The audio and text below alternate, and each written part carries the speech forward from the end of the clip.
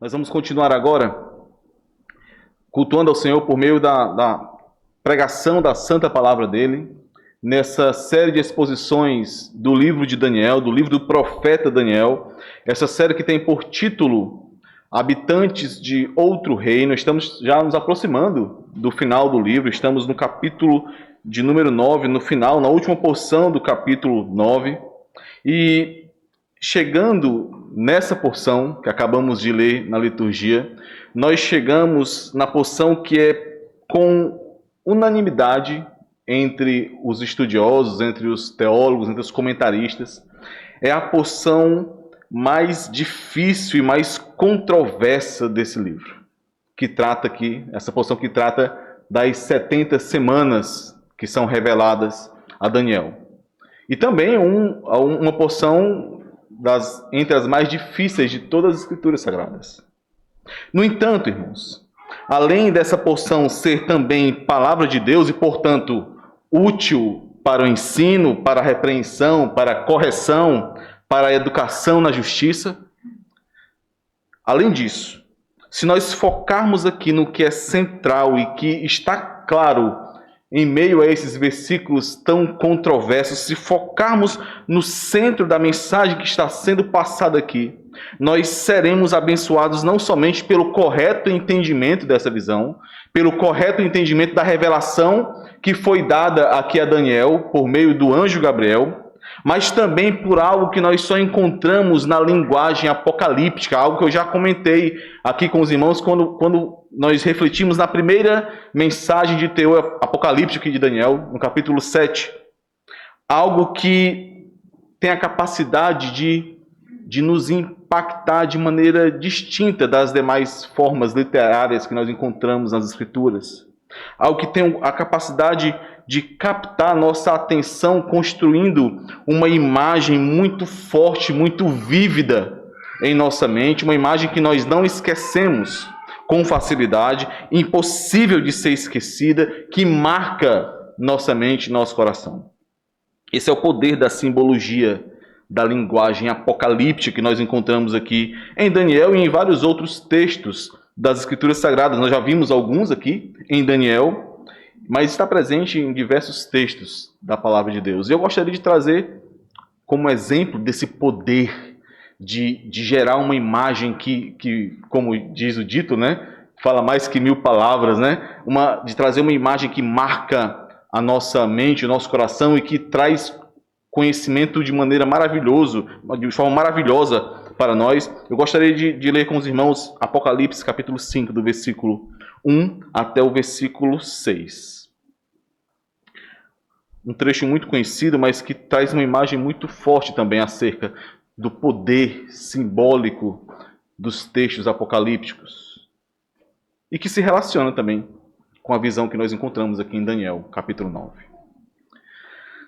Apocalipse, capítulo 5, versículo do 1 ao 6, diz assim: Vi na mão direita daquele que estava sentado no trono um livro escrito por dentro e por fora, de todo selado com 7 selos. Vi também um anjo forte que proclamava em grande voz: Quem é digno de abrir o livro e de lhe desatar os selos? Ora, nem no céu, nem sobre a terra, nem debaixo da terra, ninguém podia abrir o livro, nem mesmo olhar para ele. E eu chorava muito, porque ninguém foi achado digno de abrir o livro, nem mesmo de olhar para ele. Todavia, um dos anciãos me disse: Não chores. Eis que o leão da tribo de Judá, a raiz de Davi, venceu para abrir o livro e os seus 7 selos. Obviamente, João, impactado por essa boa nova, ele olha para aquele que irá tomar em sua mão esse livro, que poderá abrir esse livro. E o versículo 6 nos diz: Então vi no meio do trono e dos 4 seres viventes e entre os anciãos, de pé, o que foi que João viu? A imagem que vai se formando em nossa mente quando estamos lendo esse texto é que João ele verá ali um leão poderoso, imponente, porque é o leão da tribo de Judá que venceu para poder então abrir o livro. A imagem que vai se formando em nossa mente é desse leão poderoso que venceu. Mas o que foi que João viu aqui no versículo 6? Ele viu um cordeiro como tendo sido morto. E a imagem aqui, a simbologia desse cordeiro como tendo sido morto, é de um cordeiro imolado. Essa expressão, como tendo sido morto, traz a ideia de um cordeiro imolado, sacrificado. Então, a imagem que João está expressando aqui é de um cordeiro que está diante do trono de Deus, com as marcas do sacrifício que ele sofreu, com o sangue ainda escorrendo pelo seu corpo, mostrando ali a sua aflição, o seu sofrimento, aquilo que ele precisou fazer para então tomar o livro das mãos do Deus Todo-Poderoso. Essa é a imagem. Mas ela não para por aí. João continua dizendo que esse cordeiro tinha 7 chifres. 7 traz uma simbologia de completude, de perfeição. É os 7 da criação, é o 7 que traz a perfeição de Deus. Então, chifre traz essa ideia de poder, tanto em grego quanto em hebraico. Chifre literalmente significa poder. Então, ele tinha 7 chifres, ele tinha todo o poder, onipotente. Esse cordeiro ainda sangrando, é claro que o Senhor Jesus Cristo não está sangrando no céu, não é isso, mas é a simbologia que mostra a obra dele. Esse cordeiro ainda sangrando, ainda mostrando as marcas do sacrifício que ele fez, para então tomar o livro das mãos do Rei, do Deus Todo-Poderoso. Esse cordeiro, embora pareça frágil, embora pareça derrotado, pela figura que marca ali o seu sangue, as suas marcas, ele é todo poderoso, onipotente. 7 chifres, bem como 7 olhos, que, mais uma vez, a plenitude da visão, aquele que enxerga todas as coisas, que vê todas as coisas, onisciente, sabe todas as coisas, e que são os 7 Espíritos de Deus enviados por toda a terra, que está presente em todo lugar. Esse cordeiro, que antes visto, anunciado como o leão da tribo de Judá, mas que agora visto como tendo sido morto, apresentando as marcas do seu sacrifício, apresentando o sangue que foi derramado para então tomar o livro das mãos do Deus Todo-Poderoso. Esse cordeiro é também onipotente, onisciente e onipresente. O Deus Todo-Poderoso. Percebam, irmãos, o poder da simbologia apocalíptica aqui. Nesse livro, João está escrevendo a 7 igrejas que padecem grandes sofrimentos, grande perseguição, que precisam entender que apesar desses sofrimentos, que apesar de toda a perseguição, de toda a dor, apesar da morte que muitos estão sofrendo, precisavam se manter fiéis, ser fiel até a morte, ser fiel até a morte. Vale a pena, porque o Cordeiro venceu. O Cordeiro tomou o livro. O Cordeiro venceu. O Cordeiro está no controle de todas as coisas. Não há o que temer. Essa é a mensagem de Apocalipse ao longo de todo o livro. Em meio a toda essa simbologia. O Cordeiro venceu. Está no controle de todas as coisas. Não há o que temer. Suporte um pouco mais. Persevere um pouco mais. Essa é a mensagem que nós encontramos nesse livro. Nós temos visto, irmãos, como em Daniel, essas são também 2 colunas fundamentais para entendermos a mensagem de Daniel. Desde aqueles escritos relatos históricos, até essa mensagem simbólica que traz revelação por meio da literatura apocalíptica.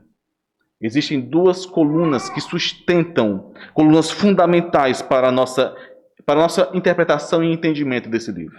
A soberania de Deus, o entendimento de que Deus está no controle de todas as coisas, apesar das circunstâncias. Temos que lembrar do exílio, temos que lembrar do sofrimento daquele povo, do longo período de tempo em que estão sofrendo.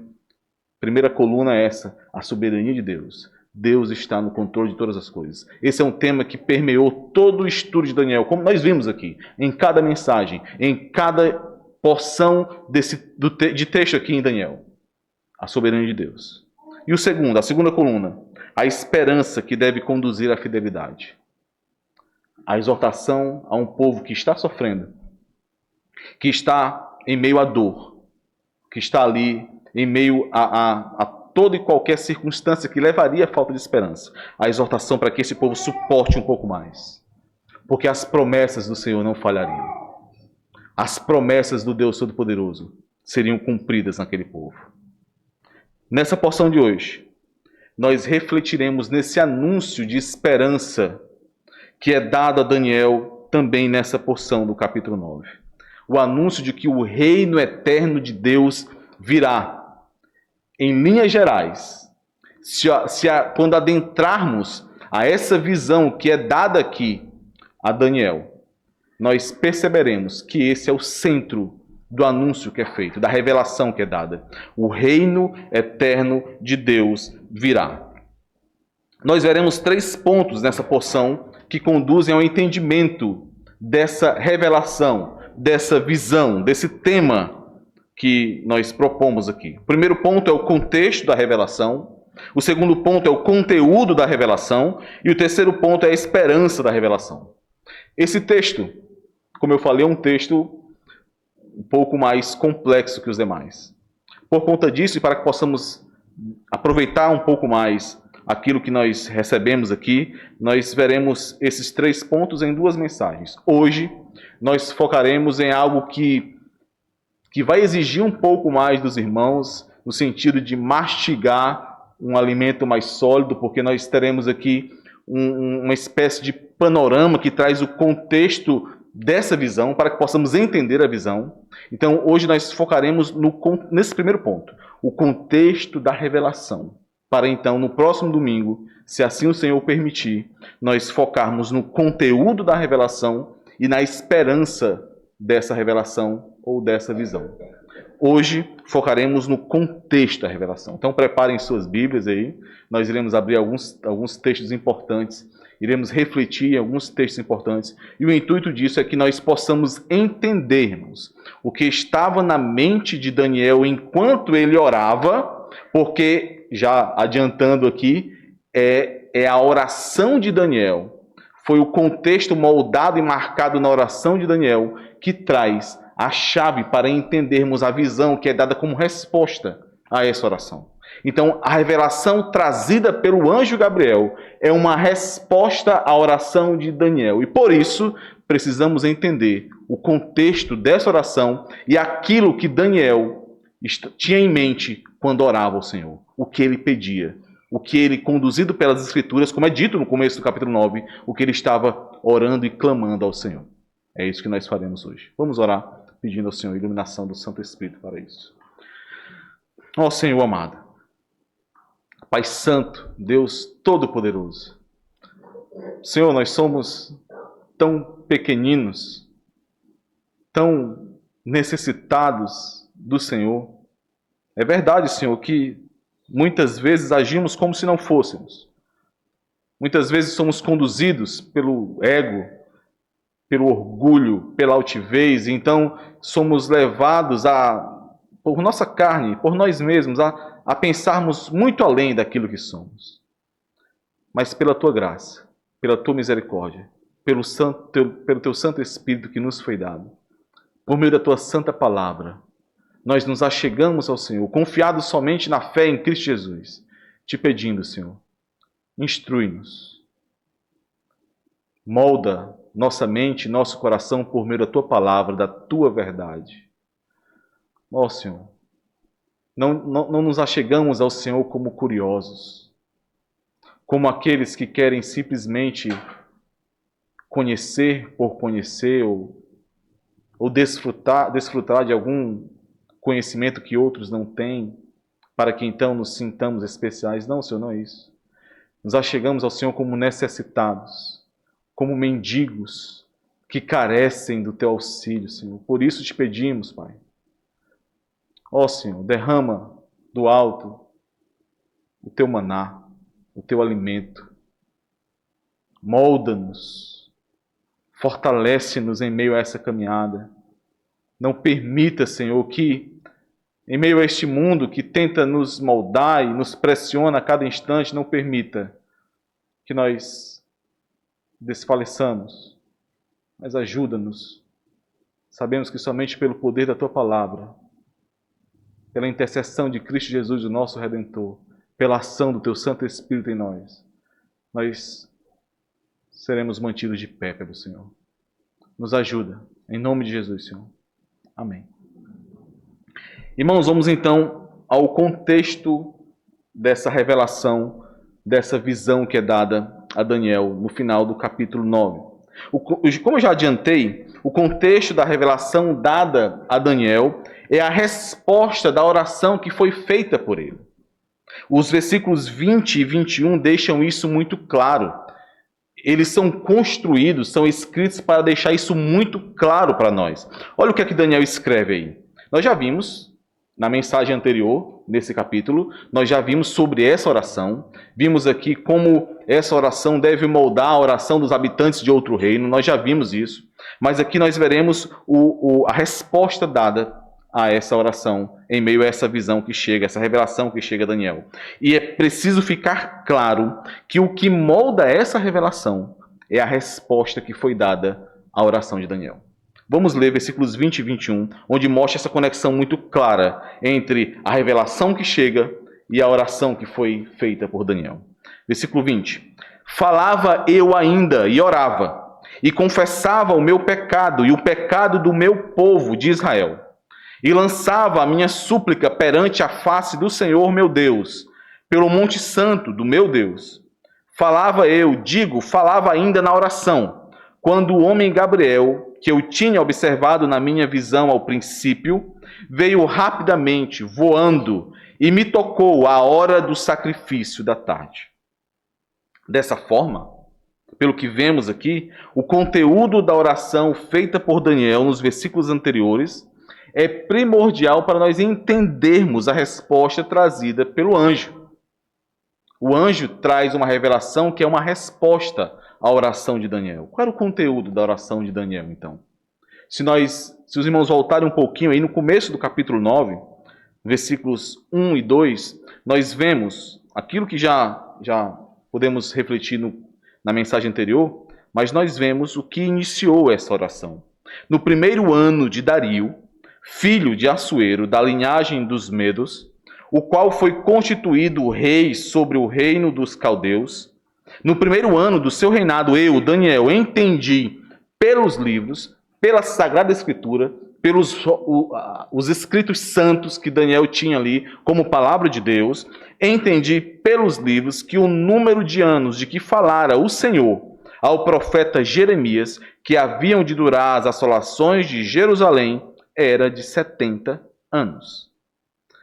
Se olharmos, e nós faremos isso agora, se olharmos mais atentamente aos textos que são citados por Daniel em meio a essa oração, pelos textos que são aludidos por Daniel em toda essa oração, se olharmos para esses textos, nós perceberemos, irmãos, que o anseio de Daniel não se restringia aqui simplesmente ao fim do exílio, ao fim daquele período de juízo para com o povo de Deus e a reconstrução da cidade santa. Esse não era o anseio maior de Daniel, não era o fundamento da oração. E nós veremos isso.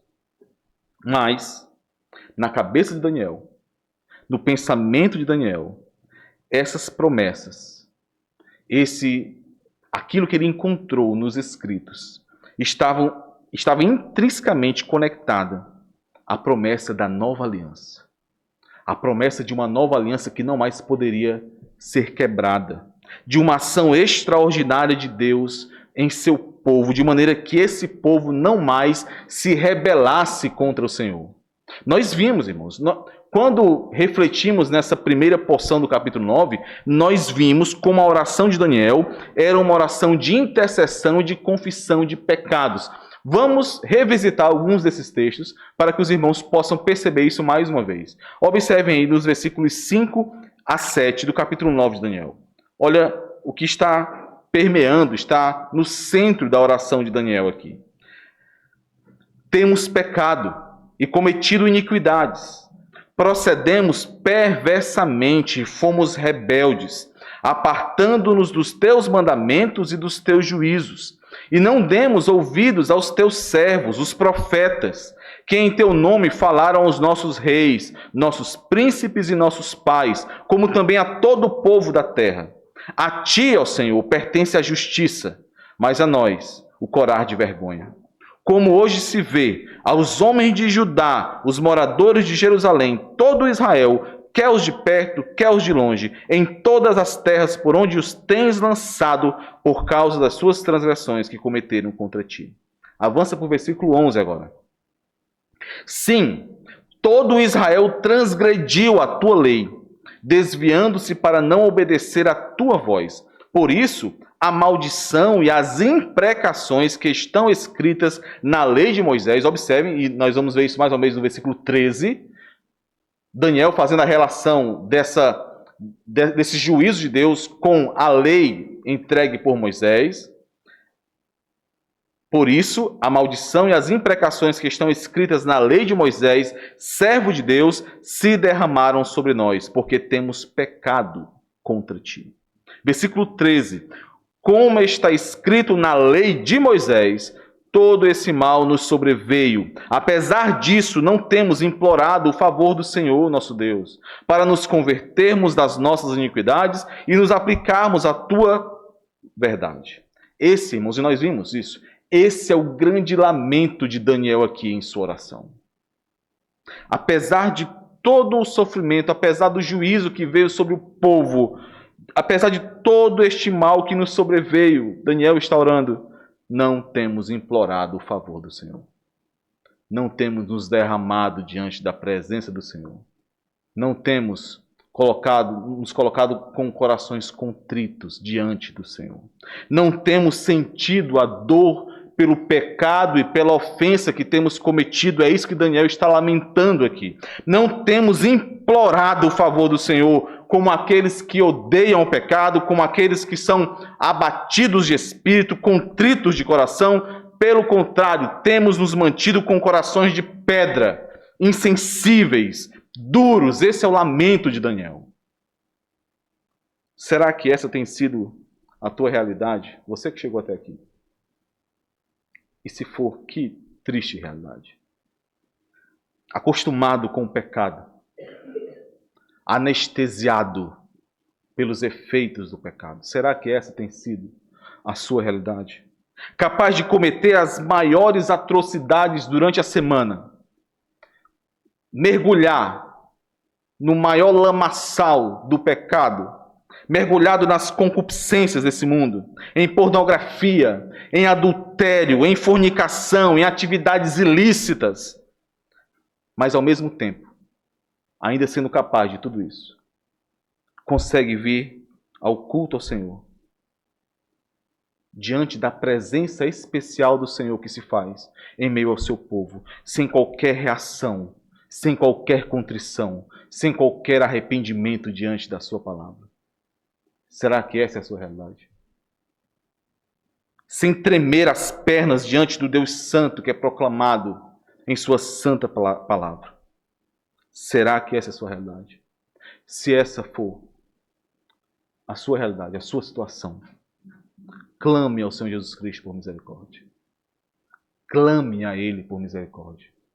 Porque o Evangelho do Senhor Jesus Cristo não é um Evangelho que toca, ou que, nós veremos isso hoje, que traz somente boa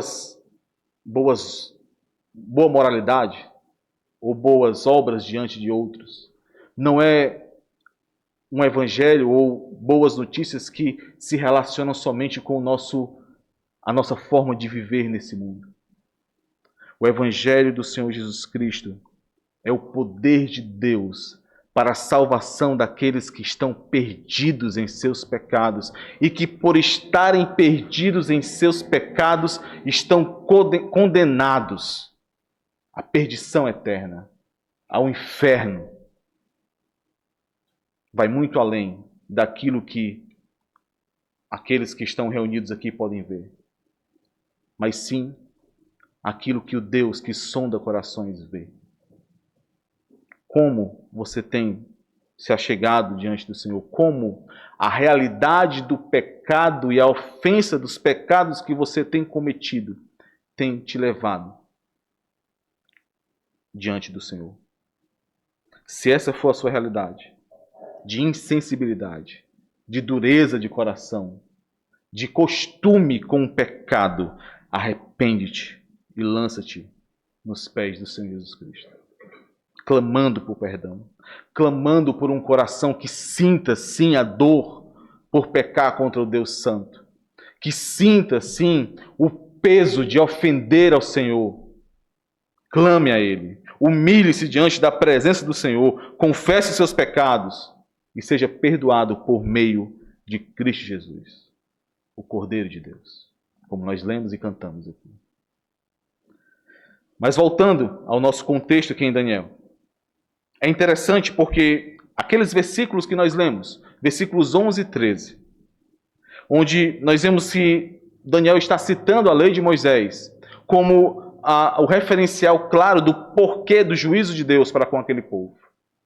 Na lei de Moisés que Daniel cita aqui em sua oração, esse pacto que estabelecia as maldições que viriam da quebra dessa lei, com o povo sendo expulso e espalhado entre as nações, nesse mesmo discurso de proclamação da lei que nós encontramos lá em Deuteronômio, capítulo 29, que é o quarto discurso de Moisés. Nesse discurso, Moisés também traz promessas de misericórdia ao povo. E isso é importante mais percebermos essa conexão, porque Daniel percebia isso. Deus promete em Deuteronômio capítulo 30, após a proclamação da lei, mais uma vez para o povo, Deus promete que ajuntaria o seu povo novamente. Que sim, resgataria o seu povo do exílio que eles seriam submetidos. E conectado a essa promessa de retorno à terra prometida, está uma promessa ainda mais impactante. E é isso que está na mente de Daniel quando ele ora ao Senhor. Vamos ler aí Deuteronômio capítulo 30, dos versículos 1 ao 6. Após a proclamação, a última proclamação da lei do Senhor, com aquela geração que Moisés faz.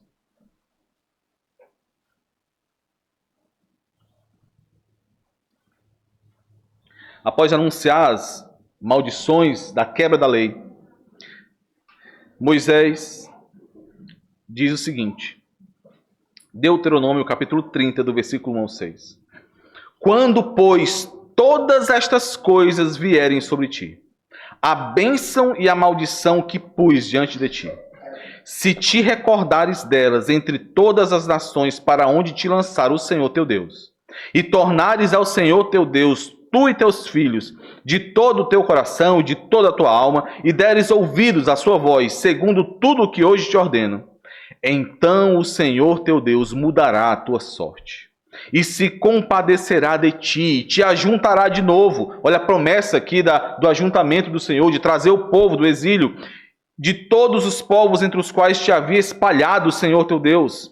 Ainda que os teus desterrados estejam para a extremidade dos céus, desde aí te ajuntará o Senhor teu Deus e te tomará de lá. O Senhor teu Deus te introduzirá na terra que teus pais possuíram, e a possuirás, e te fará bem, e te multiplicará mais do que a teus pais. Observe a promessa agora do versículo 6. O Senhor teu Deus circuncidará o teu coração, e o coração de tua descendência, para amares o Senhor teu Deus, de todo o coração e de toda a tua alma, para que vivas. Vocês não mais quebrarão a aliança. Vocês não mais quebrarão. Eu circuncidarei o teu coração, Israel. É o mesmo, irmãos. É a mesma estrutura, é a mesma conexão que nós encontramos em Jeremias.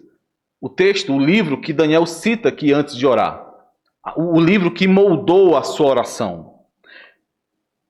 Observem, Jeremias capítulo 29, a partir do versículo 10 a 14. Nós vamos ver alguns textos em Jeremias. Dá tempo para que você abra o livro de Jeremias aí. Em Jeremias capítulo 29, nós temos aquele texto que mais diretamente expressa aquilo que Daniel colocou como sendo o seu entendimento acerca do tempo que o povo ficaria exilado. Jeremias 29, 10 a 14. Assim diz o Senhor: logo que se cumprirem para a Babilônia 70 anos, atentarei para vós outros e cumprirei para convosco a minha boa palavra, tornando a trazer-vos para este lugar. Eu é que sei que pensamentos tenho a vosso respeito, diz o Senhor. Pensamentos de paz e não de mal, para vos dar o fim que desejais. Então me invocareis, passareis a orar a mim, e eu vos ouvirei. Buscar-me-eis e me achareis quando me buscardes de todo o vosso coração. Serei achado de vós, diz o Senhor, e farei mudar a vossa sorte. Congregar-vos-ei, vos ajuntarei de todas as nações e de todos os lugares para onde vos lancei, diz o Senhor, e tornarei a trazer-vos ao lugar de onde vos mandei para o exílio. Observem-nos, conectado a essa promessa de retorno do exílio, que também se repete no capítulo 30, logo em seguida, versículos 1 a 3, quando o Senhor diz: escreve num livro todas as palavras que eu disse, porque eis que vem dias, diz o Senhor, em que mudarei a sorte do meu povo de Israel e de Judá, diz o Senhor. Fá-los-ei voltar para a terra que dei a seus pais, e a possuirão. Conectado com essa promessa de retorno, de resgate do povo que, por conta dos seus pecados, estavam exilados. Conectado a isso, nós chegamos em Jeremias 31. É o mesmo contexto. É o mesmo fluxo de pensamento. Inclusive, o final do capítulo de Jeremias 31, o final desse capítulo 31 de Jeremias, ele, mais uma vez, renova a promessa de que traria o povo de volta para a terra prometida. Mas olha o que encontramos em Jeremias 31, do versículo 31 a 34, que está diretamente conectado com essa promessa de resgate do povo no exílio. Lembrem, irmãos, estamos fazendo esse panorama para observarmos o que Daniel tinha em mente enquanto orava ao Senhor. Para que possamos entender, já adiantando aqui, que não era somente o alívio da dor do exílio. Não era somente o alívio do juízo de Deus que pesava sobre eles. Era algo muito maior, algo que ia além desse alívio momentâneo. E Jeremias 31, do versículo 31 ao 34, nos diz claramente o que é isso. Eis aí vem dias, diz o Senhor, em que firmarei nova aliança com a casa de Israel e com a casa de Judá. Não conforme a aliança que fiz com seus pais, no dia em que os tomei pela mão para os tirar da terra do Egito, porquanto eles anularam a minha aliança, não obstante eu os haver desposado, diz o Senhor. Porque esta é a aliança que firmarei com a casa de Israel depois daqueles dias, diz o Senhor. Na mente lhes imprimirei as minhas leis. Também no coração lhes escreverei. Eu serei o seu Deus e eles serão o meu povo. Não ensinará jamais cada um ao seu próximo, nem cada um ao seu irmão, dizendo: conhece ao Senhor, porque todos me conhecerão, desde o menor até o maior deles, diz o Senhor. Pois perdoarei as suas iniquidades e dos seus pecados jamais me lembrarei. Jeremias anunciou aqui, irmãos, que Deus faria uma nova aliança com seu povo. Uma aliança diferente daquela aliança que o povo havia quebrado, que tinha conduzido ao juízo do exílio. Uma aliança que finalmente cumpriria a promessa e a palavra do Senhor lá em Deuteronômio, de corações circuncidados, que amariam ao Senhor e que desejariam obedecer ao Senhor, que amariam a lei do Senhor, que teriam essa lei gravada em seu coração. E por isso, amariam ao Senhor e obedeceriam ao Senhor. E de acordo com Jeremias, observem que Jeremias continua dentro desse contexto. Essa mudança, essa promessa maravilhosa que chegaria ao povo de Israel, marcava também a chegada do reino eterno de Deus por meio do seu ungido, por meio do Messias, cujo reino estabeleceria um estado eterno de justiça, retidão e paz para o povo de Deus. Jeremias 33, do 15 ao 16. É o mesmo contexto dessa promessa. É o mesmo contexto do retorno do povo do exílio. Está tudo conectado aqui, irmãos. Naqueles dias e naquele tempo. Que dias? Os mesmos dias que foram anunciados anteriormente. Naqueles dias e naquele tempo, farei brotar a Davi um renovo de justiça. Ele executará juízo e justiça na terra. Naqueles dias, Judá será salvo, e Jerusalém habitará seguramente. Ela será chamada Senhor, justiça nossa. Irmãos, eu espero que esses textos, esse apanhado, deixe muito claro para cada um de nós aqui que Daniel estava orando, clamando pelo cumprimento dessas promessas de uma nova aliança e de transformação para o povo de Deus. Se os irmãos bem lembrarem, em cada uma das visões que Daniel recebeu e que ele ficou então sobrecarregado, aflito, angustiado, essa foi sempre a reação de Daniel quando recebia essas visões. Ele ficava assim porque ele olhava para o povo, olhava para a dura cerviz do povo e não via saída, e não via como aquele povo poderia parar de pecar e ofender ao Senhor. É por isso que o clamor dele, o lamento dele, nesse versículo 13 do capítulo 9 de Daniel, é o clamor ao Senhor pedindo que o Senhor traga transformação a esse povo. Porque apesar de todo o juízo, apesar de todas as consequências e as maldições que caíram sobre esse povo, o povo continuava com o coração duro. Continuava ofendendo ao Senhor. Daniel ansiava por ver esse povo transformado de pecadores em um povo santo, com Deus habitando entre eles. Daniel ansiava por ver Jerusalém restaurada por esse rei messiânico, por esse ungido que estabeleceria o reino eterno de Deus. A sua esperança e a oração de Daniel eram que o final desse período de 70 anos era o que ele tinha em mente, porque era aquilo que ele podia entender em meio àquele período da revelação. A esperança de Daniel e o que moldou a oração de Daniel é que após o final desse período de 70 anos de julgamento que foi ali profetizado por Jeremias, após esse período, houvesse restauração do relacionamento pactual, da aliança de Deus com o seu povo. Uma aliança que não mais poderia ser quebrada. Uma nova aliança. A oração de Daniel não era simplesmente pelo fim do juízo de Deus. Não era simplesmente pelo fim da dor. Não era simplesmente pelo fim da angústia e do sofrimento que todos aqueles que estavam no exílio estavam passando. Não, irmãos. A oração de Daniel ela era pela restauração definitiva do povo de Deus. Pelo cumprimento das promessas de Deus para aquele povo. Para que então aquele povo fosse o povo de Deus e o Senhor, o seu Deus. A oração de Daniel era pela chegada do reino eterno de Deus e da sua justiça. Essa esperança, todo esse contexto que marca a forma como Daniel estava orando, o que Daniel tinha em mente quando orava ao Senhor, tudo isso é o pano de fundo no qual se deve ler a visão revelada a Daniel, aquilo que foi revelado a Daniel. É tudo isso que marca o pano de fundo dessa visão. É olhando para esse contexto que nós interpretamos os vários e difíceis pontos, elementos que surgem nessa visão que o anjo trouxe a Daniel. Muitas são as interpretações acerca desse texto. Jerônimo, talvez o mais intelectual, o mais erudito entre os pais da igreja no século V. Jerônimo, ao escrever sobre esse texto, ele apresentou 9 posições, 9 interpretações de outros mestres da igreja e disse que não conseguiria, de maneira nenhuma, apontar qual delas estava correta ou qual delas estava errada.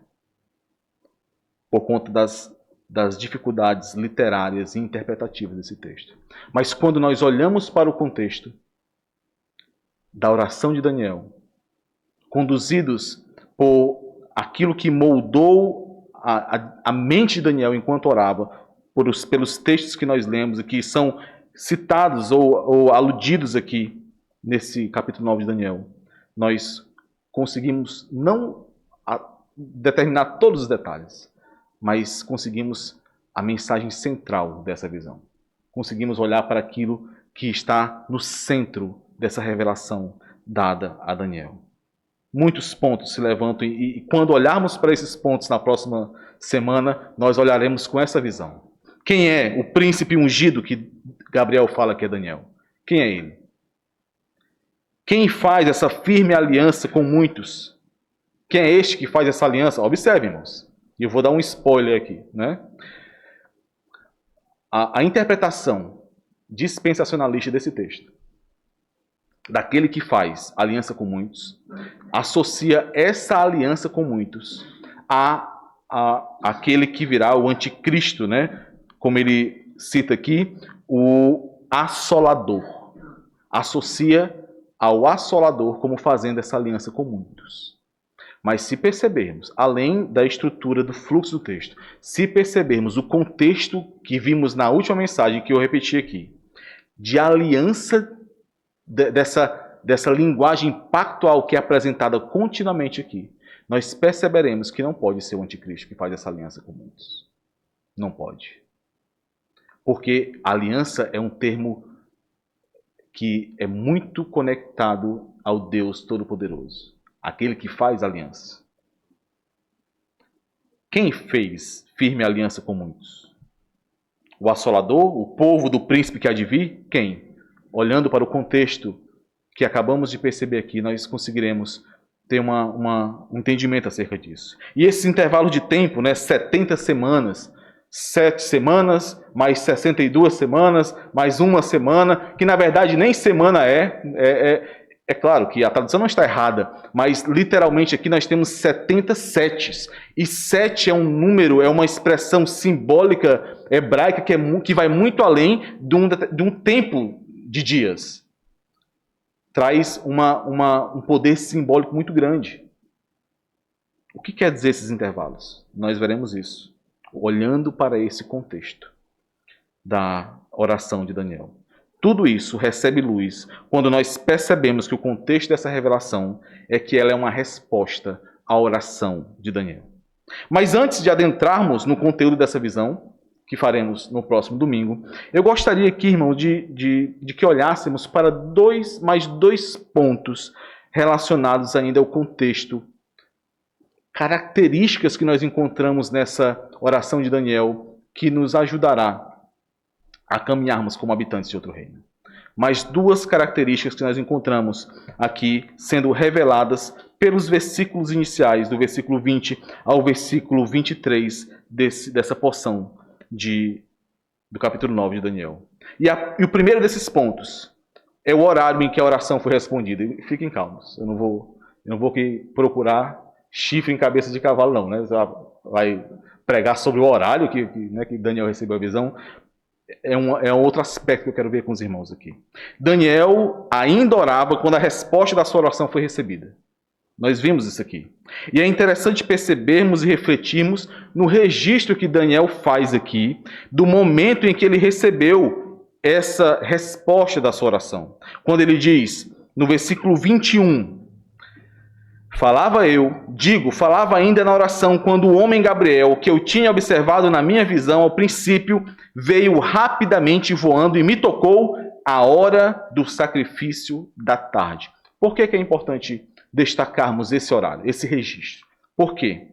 Porque não havia sacrifícios no templo de Jerusalém, irmãos, já tinha mais de 50 anos.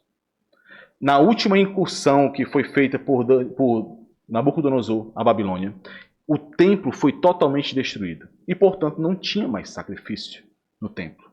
Não tinha mais essa contagem religiosa do templo em meio aos sacrifícios da manhã e da tarde. Quase 50 anos após o templo ser destruído, Daniel ainda estava contando o tempo, de acordo com os horários do templo. Eu vou acabar confundindo tempo com templo, mas os irmãos tentem entender aí pelo contexto, tá? Um comentarista diz o seguinte: Daniel ainda funcionava no horário de Jerusalém, né? Mesmo 50 anos após o templo ser destruído. Daniel, com mais de 80 anos de idade, irmãos, não perdeu a sua identidade espiritual. Não perdeu de vista quem ele era. E isso começou, esses ataques da Babilônia começaram quando ele tinha 15 anos de idade. Quando a mesa do rei foi ofertada a Daniel. Daniel está na Babilônia, mas não pertence à Babilônia.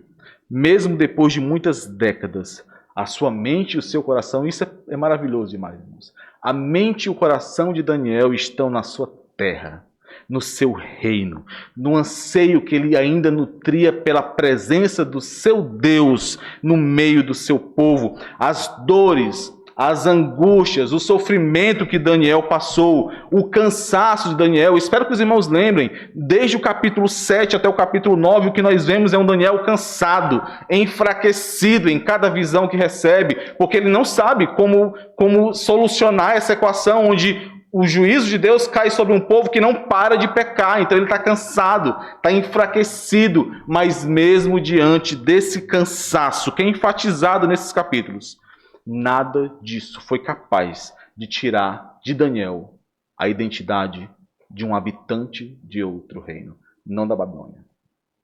Não foi capaz. Não importa, irmãos, quanto tempo passe,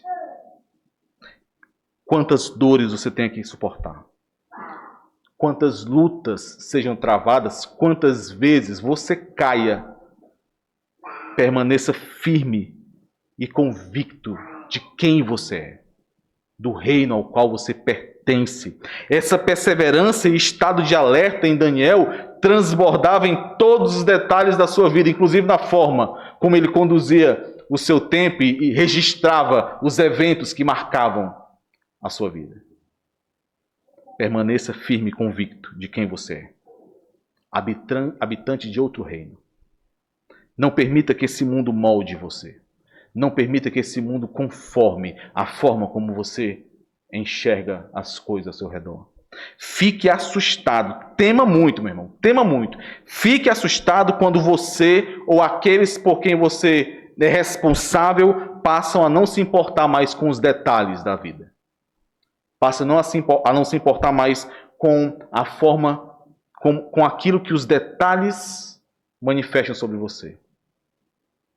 Passam facilmente a quebrar padrões, como nós já vimos aqui. O pastor Livando transmitindo um ensino que ele recebeu lá do pastor Cleito, há um tempo atrás.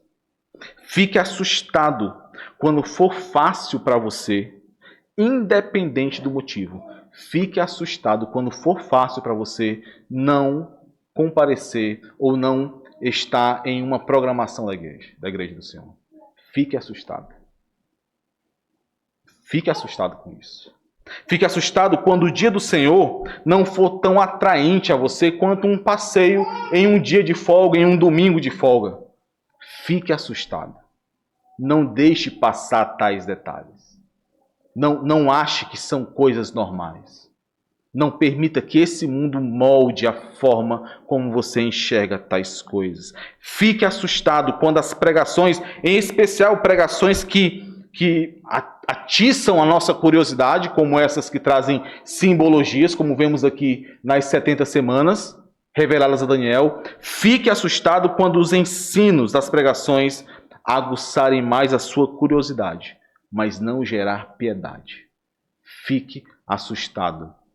Compreendemos Daniel e buscamos compreender a simbologia apocalíptica, aquilo que é revelado por meio desses símbolos, não para satisfazer a nossa curiosidade, não para que possamos ter o que conversar em meio às nossas rodinhas de conversa ou em qualquer lugar que formos. Não, irmãos.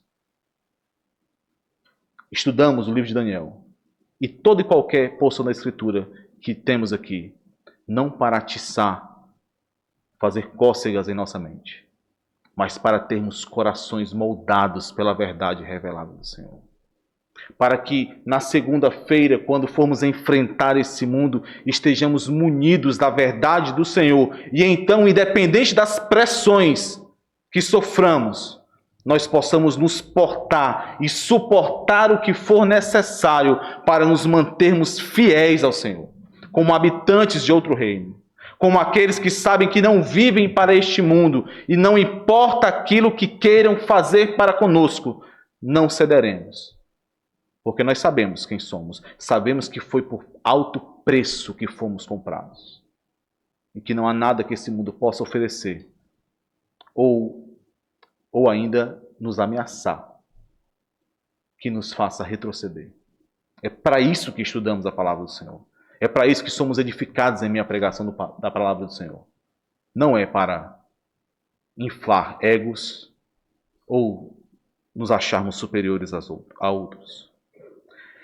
Fique assustado quando você não estiver disposto a pagar o preço de viver como um habitante de outro reino, como Daniel estava disposto aqui. Lembre, irmãos, Daniel inicia esse capítulo 9, nos dizendo que ele estava aqui no primeiro ano de Dario, do reino de Dario, filho de Assuero.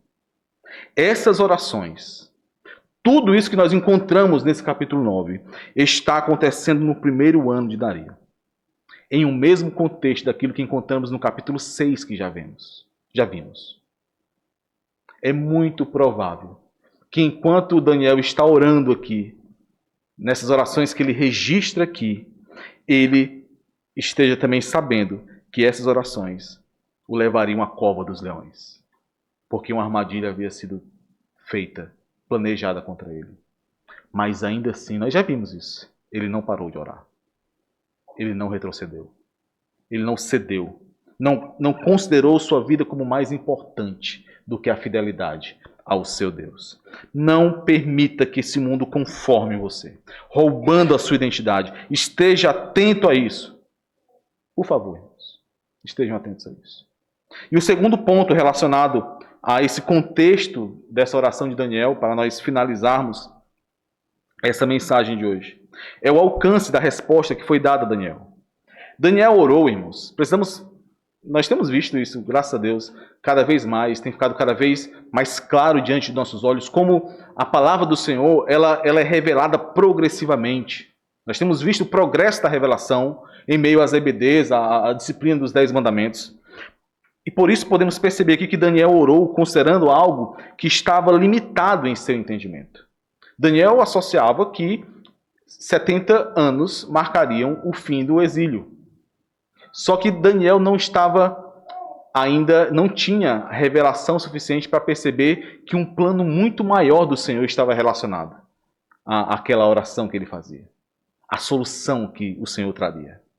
Embora entendendo pela palavra alguns aspectos do plano de Deus que levaram Daniel a orar, ele não tinha noção da grandiosidade de tudo que aconteceria com o povo de Deus. É aquilo que o apóstolo Paulo descreve em 1 Coríntios capítulo 2, versículo 9, que muitos usam de maneira errada, achando que isso vale ainda para hoje, né? Quando Paulo diz assim, nem olhos viram, nem ouvidos ouviram, nem jamais penetrou em coração humano o que Deus tem preparado para aqueles que o amam. Aqui Paulo está falando de Cristo Jesus. E se aplica diretamente a Daniel. Daniel realmente não tinha qualquer percepção daquilo que estava preparado para aqueles que amam ao Senhor. Mas o fato, quando olhamos que Daniel não tinha a percepção completa daquilo que moldou a sua oração, nós percebemos que aquilo que nós recebemos do Senhor em Cristo Jesus é muito maior do que frequentemente nós associamos, do que frequentemente nós podemos captar ou perceber no momento. Muito maior. Tanto em relação àquilo que nós ainda desfrutaremos, o reino de Deus que será consumado, aquilo que nós ansiamos olhando para o futuro, tanto em relação a isso, como também em relação ao que nós já podemos desfrutar agora, como participantes do reino de Deus, que já foi inaugurado por meio do sacrifício, da morte e da ressurreição de Cristo Jesus. Observem, irmãos, o Evangelho, e isso é muito dito aqui, e é a mais pura verdade, o Evangelho tem poder para resolver todos os problemas da nossa vida. Todos os problemas. Para colocar nossas vidas no eixo. Porque a partir do Evangelho, da verdade de Deus, nós aprendemos biblicamente para o que nós fomos feitos. Qual o nosso propósito. Nós vimos isso hoje pela manhã, em Eclesiastes. É a partir do Evangelho, da palavra de Deus, que nós entendemos, compreendemos para o que fomos feitos, para o que fomos criados. Assim nós somos transformados. Aqueles que são tomados pelo Evangelho são transformados, se tornam maridos melhores, filhos melhores, esposas melhores, patrões, empregados melhores. Sim, tudo isso é verdade, mas as bênçãos do Evangelho são muito mais profundas que isso. Porque o Evangelho restaura o nosso relacionamento com Deus que nos criou. Em Cristo, o anseio que existe em nós, desde a criação, é finalmente satisfeito. Para isso fomos feitos. Para amarmos ao Senhor. Para sermos dele. Desse modo, quando entendemos e vivemos a partir dessa verdade, nós somos desarraigados desse mundo. Esse mundo não nos interessa mais. Nós ansiamos pelo mundo por vir, pela nossa pátria celeste, é para lá que nós olhamos. Mas, por outro lado, eu espero que não tenham surgido muitos lados aí para confundir os irmãos. Mas, por outro lado, embora as promessas escatológicas sejam maravilhosas e enchem o nosso coração de esperança e de alegria, nós precisamos lembrar, irmãos, que nós já desfrutamos, embora não plenamente, das bênçãos do reino eterno de Deus hoje. Hoje. Nós ansiamos pela plenitude do reino. Por quando seremos glorificados, quando estaremos para sempre com o nosso Senhor, nós ansiamos por isso, mas nós já desfrutamos hoje das bênçãos do reino inaugurado, do reino estabelecido por Cristo Jesus. Por exemplo, embora nós saibamos que somente no mundo por vir, somente na glória, nós poderemos ser glorificados, a boa obra será finalizada em nós e nós não mais pecaremos. Embora saibamos disso, a luta contra o pecado, a santificação, elas são possíveis sim, hoje. Podemos lutar contra o pecado hoje. Podemos avançar e crescer em santificação hoje. Como nós já lemos aqui e veremos na próxima semana, o ungido já veio, ele foi morto, ele venceu, o Espírito foi dado, a visão foi selada, seja qualquer que seja o seu pecado, vício, perversão, tudo isso cai diante do poder de Cristo. Nada disso tem poder sobre aqueles que foram banhados pelo sangue do Cordeiro. E nós já desfrutamos disso hoje. Hoje. Lute contra o pecado. Lute contra o pecado. Não permita que o seu coração se acostume com o pecado. Não permita que aquilo que você considera como coisa pequena faça guarida em seu pecado, em seu coração. Não permita. O prêmio da santificação também é hoje, é para hoje. O prêmio da santificação é mais e mais comunhão com Deus. E não há nada melhor do que isso. Hoje, comunhão com Deus eterno. O prêmio da santificação é mais e mais experimentar da eternidade que nos foi dada ainda neste mundo, ainda peregrinando neste mundo. Nós já desfrutamos das bênçãos do reino eterno de Deus hoje, meus irmãos, na simplicidade da vida comum, na igreja do Senhor, em meio ao povo de Deus, nós já desfrutamos sim do reino que será consumado e chegará à sua plenitude quando nós virmos o nosso Senhor nas nuvens. A igreja é o reino de Deus na terra. É a expressão daquilo que nós viveremos na eternidade. Por isso, desfrute disso hoje. Observe, irmãos, quando você é exortado a viver a vida da igreja de maneira mais intensa, de maneira a apresentar maior compromisso, isso não é feito para te prender aqui e então para conseguir mais um adepto, mais um sócio, alguém que compre a ideia. Não, não é isso, irmãos. É para que você, como um crente em Cristo Jesus, como um habitante de outro reino, desfrute daquilo que já é seu, desfrute da expressão da casa, da morada que foi dada a você na eternidade, da morada celestial. E desfrute disso ainda aqui, em terra estrangeira, como uma expressão da bênção do Senhor, do descanso do Senhor. Ainda em um reino que não é seu, mas olhando para o dia em que isso plenamente te será dado. O plano de Deus continua sendo desenvolvido, irmãos. Nada pode parar o avanço do reino do Senhor. Aquele que viria para fazer aliança com muitos já veio. E ele tem feito. Nós veremos isso. Ele tem feito aliança com muitos. Esse é o tempo da igreja. O tempo em que a pregação da palavra tem avançado com o reino de Deus. O ungido de Deus, este que foi morto para expiar a iniquidade, para trazer a justiça eterna, para dar fim aos pecados, como nós lemos aqui a partir do versículo 24, para estabelecer o reino eterno de Deus. Esse já veio. Esse reino já foi inaugurado, embora ainda não tenha sido consumado. Ele já foi estabelecido, mas ainda virá para ser consumado plenamente. E embora ainda soframos e ansiemos pela consumação desse reino, nós o experimentamos nesse mundo. E essa é uma grande graça que o Senhor nos dá. Experimentarmos o reino eterno de Deus em meio a um mundo caído, em meio a expressões tão marcantes do pecado que ainda experimentamos. Experimentamos o reino eterno de Deus neste mundo por meio da igreja do Senhor. O céu na terra. A porção do povo reunido de Deus, que expressa e testemunha deste reino que virá enquanto caminha neste mundo. Que o Senhor nos fortaleça no entendimento dessa visão, irmãos.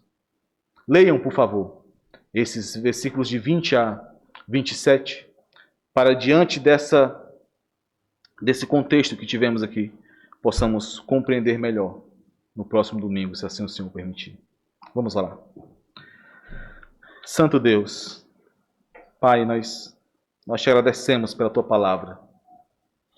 Te agradecemos porque sabemos da nossa fraqueza, de como dependemos do Senhor para dia após dia continuarmos caminhando neste mundo mau, continuarmos testemunhando, sendo fiéis ao Senhor.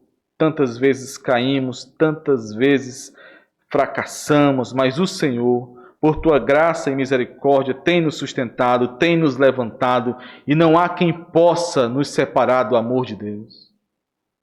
Porque Cristo Jesus, o nosso Redentor, entregou sua vida para que nada nem ninguém pudesse nos arrancar das mãos do Deus Todo-Poderoso. Muito obrigado, Senhor. Que essa verdade, que aquilo que temos aprendido do Senhor, molde a nossa conduta, não para que tenhamos em nós algum senso de mérito, não, Senhor, mas para que possamos cumprir com o propósito para o qual o Senhor nos fez, de sermos testemunhas do Senhor ao amarmos a Tua vontade, a Tua lei, ao expressarmos o Teu caráter como imagem e semelhança do Senhor. Por favor, Senhor, molda-nos, protege-nos em meio a essa semana, em meio a esse mundo. Nos ajuda para que continuemos amando ao Senhor, amando a Tua igreja e vivendo de maneira digna, de acordo com o chamado que recebemos do Senhor. Em nome de Jesus, Senhor. Amém.